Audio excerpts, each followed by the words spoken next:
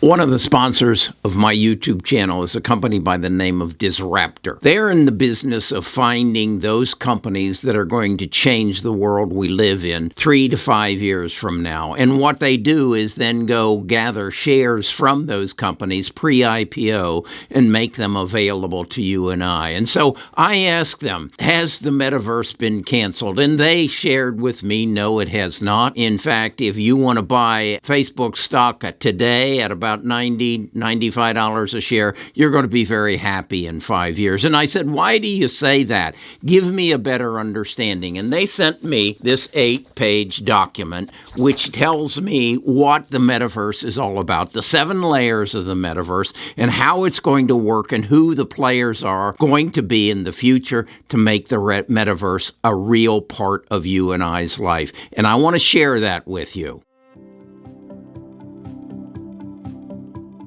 Best of Us Investors presents Carrie Griegmeyer. Okay, so what they started with explaining to me was the evolution of the digital revolution and the internet.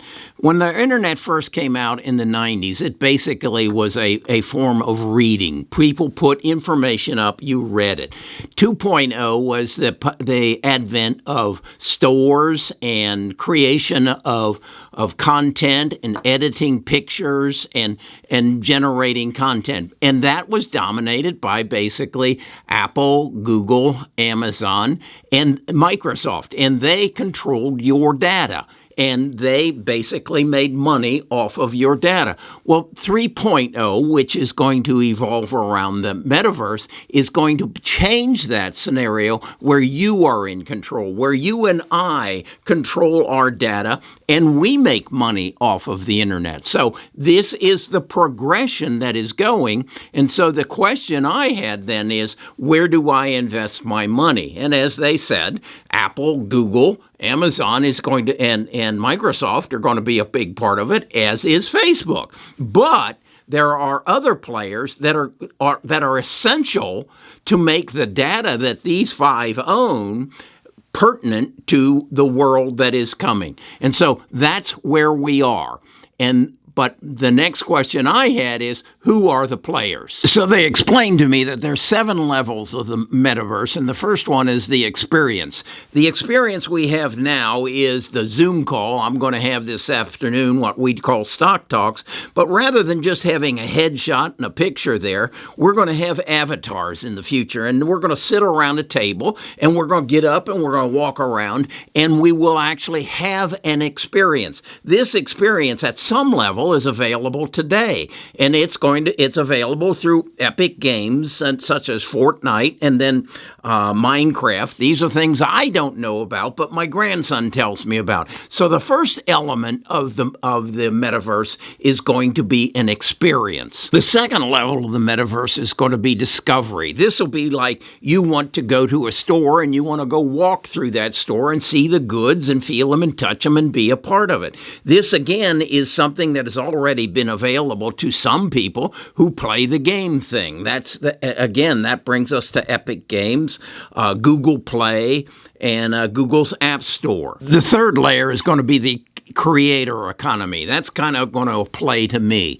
And that is that those people who create content will have better tools to work with to convey their message better. Right now, I use Adobe Photoshop and Adobe Rush. Those will be developed even broader to give me more ability to communicate with you. Again, I would go to Epic Games and I would see there that they have a dimension that is not available to me yet, but they again will be a player in that field of a creator economy. This will also put me in a position where I own my creation more completely, I guess would be the way to say it. Layer 4, they explain, is called spatial computing. And basically what that does is takes virtual reality, augmented reality and extended reality to make our experience more real. It's going to involve gloves such that you can touch another avatar and you can feel that you may have a bodysuit that, again, if you come in contact with people, you can actually have that physical experience. This is currently available in Unreal Engine by Epic and Unity. The fifth layer then is decentralization, and this involves blockchain and gets into the realm of where the creator owns their own data, where you own your own data. And this, again, as I say, is part of blockchain. And some of the players in that, Solana, Polygram, Ethereum, Fireblocks, and OpenSea. These are all new names to me, but this is part of the decentralization effort, which is going to bring the metaverse into our ownership rather than the big corporations' ownership. The sixth layer is going to be the human interface. This is where we're going to actually feel like we're there. This is where we're going to get into the haptic technology. That's where the gloves are and the bodysuits are, and we will become a part of it. We will look like we look like. We won't be some goofy little avatar without a body on it. Some of the major players of that are going to be Meta, Facebook, Amazon, Apple, Sony, and Microsoft and others. The seventh layer is then going to be the infrastructure, the people who build the whole structure to make this all possible. And of course, that's going to be people like Amazon Web Services, Microsoft's Azure, DigitalOcean, and NVIDIA. That's the 7 layers of Digital Revolution 3.0, or the metaverse. So I said to Alex, how far off is this? When am I going to be able to see this and experience it? And he says, well, at some level, if you were a gamer, you would experience it through Epic Games and Fortnite and these things. But do you watch TV? And I said, well, yeah, I do. He said, do you watch HBO? Have you seen Game of Thrones or Westworld? I said, yeah, I've seen those. And then he asked me if I'd seen Ford versus Ferrari. I said, yeah, I watched that. That's all part of what Epic Games, Unreal Games, has done. Take a look at it. Season over season, there was higher and higher expectations, but it really started crescendoing around the time of Battle of the Bastards. The scope of that scene was something that you would see in a Hollywood production. So how could we keep improving on the formula? We needed new tools and new approaches. So going into season 8, we created a new tool set in the Unreal Engine to allow the filmmakers to explore those scenes and environments and stage the scene themselves. We knew that we're going to be building all these big, beautiful sets, but they wouldn't be ready in time. So we deployed 2 people to Belfast really early on, just with the art department, building these virtual sets in Unreal. Once we did a little bit of it, everybody got hooked. Just every single major set piece that was not going to be ready went through Unreal and got scouted. In visualization, you always have to pull off these massive fight sequences or stadiums, and with Unreal, we find that it's incredibly easy to do them, and you don't have a performance hit. You just populate these vast worlds, again, at the click of a button. Then he asked me if I played Fortnite, and I said, no, I don't, but I've seen it played. I've seen my grandson play it. He said, well, again, that's part of what the metaverse is going to look like.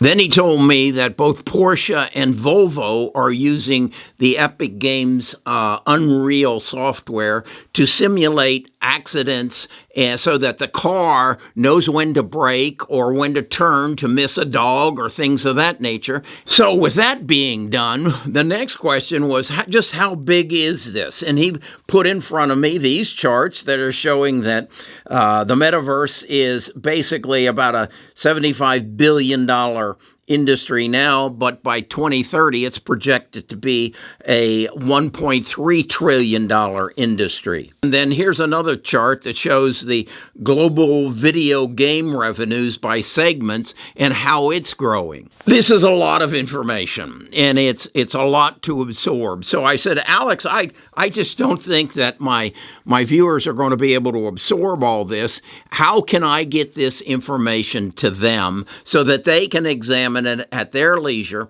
And how, and more importantly, how can they take advantage of this? And he said, well, here's what I'll do. He said, I'll put all this information I shared with you on our app. And I said, okay, you mean on my phone? He said, yeah, the app that's on your phone, they'll be able to go in, and the first product they will see will say Epic. Under there, they will have all the information that I've shared with you so that they can access it and have it available. So he gave me a link that I want to share with you. It'll be in the description. That'll open up that app for you so that you can see what Epic Games is about, what the Metaverse is about, what the potential of the Metaverse is about, and answer the question that the thumbnail says, has the Metaverse been canceled? No, it's coming full force, and it's going to be in a theater near you. No, it's going to be on your phone and on your computer near you within the next 3 to 5 years. So how do I make money on that? Well, as Alex said, they have shares in Epic Games available.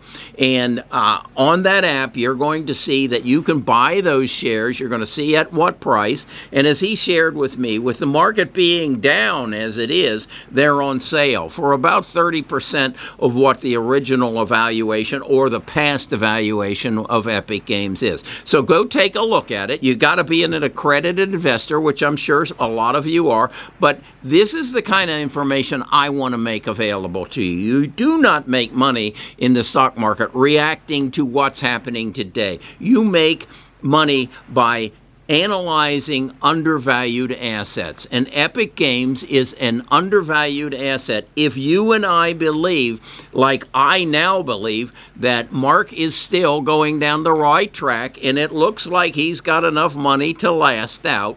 And these other companies that I've shared with you are going to be major players in Digital Revolution 3.0, and that's going to be the Metaverse. So I hope this is helpful to you. It certainly opened my eyes up and answered the question, has the Metaverse been canceled? No, it has not. We'll talk more about this in the future.